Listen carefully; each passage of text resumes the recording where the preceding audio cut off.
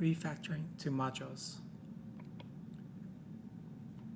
Refactoring changes code shape, not infrastructure intent. Terraform tracks infrastructure through state addresses. Moving code without moving state changes identity.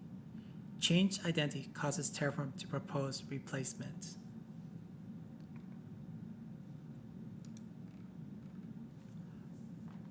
Root resources are owned directly by the root module. The state address starts at the root namespace.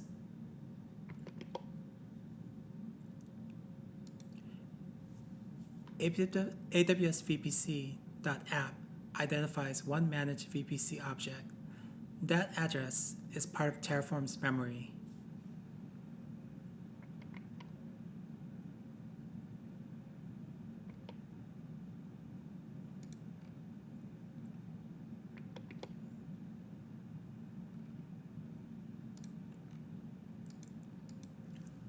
A child module creates a smaller ownership boundary.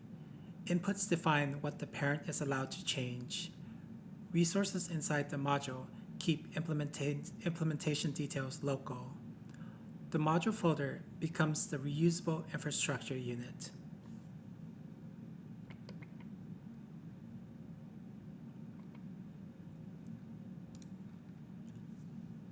The parent module calls the child module by source path. Arguments feed values into the child input variables. Outputs return selected resource facts to the parent.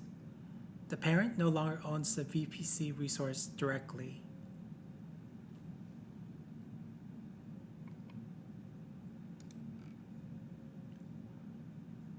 The old address was awsvpc.app.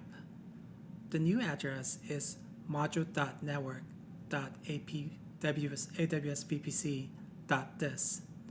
Terraform sees different addresses as different objects. State migration preserves identity across the refactor. On the submarine, moving a valve label without updating the damage control diagram creates operational confusion. Terraform state is that diagram. Code refactoring without state migration creates the same mismatch.